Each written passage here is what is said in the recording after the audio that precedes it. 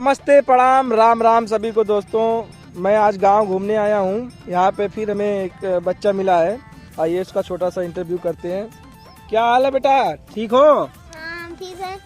अच्छा ये बताइए, हाँ, जब से हमारे मोदी जी प्रधानमंत्री बने हैं तब से मतलब क्या बदलाव हुआ है देश में? ये मेरे हम लोग के पथरी में पानी है। अच्छा, तो प्रधानमंत्री तब से बने तब से पोखरी में पानी अब तो बला बला रहा है। और खेतों में भी पानी है और लाइन भी मिल रही है और बैंक में पैसा आ रहा है। देखिए, इनके पोथली में पानी तब से जब से प्रधानमंत्री बने तब से इनके खेत में पानी, पोथली में पानी, इनके अकाउंट में पैसा आला। कितना पैसा आया आपके अकाउंट में? आया है 1 लाख रुपए। 1 लाख रुपया इनके अकाउंट में आया। बहुत बढ़िया, सुन के बहुत अच्छा लगा। और थोड़ा सा इनके मौसी की याद भी मुझे आ रही है। मैं थोड़ा सा उससे डिस्टर्ब हूँ।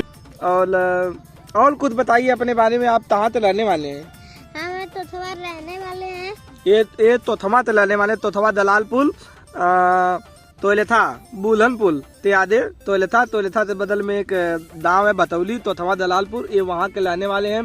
और आपका नानी का घर कहाँ पलेगा? हमारा नानी घर जैसा देर है तो ये भूल तू थे अपने नानी का दल।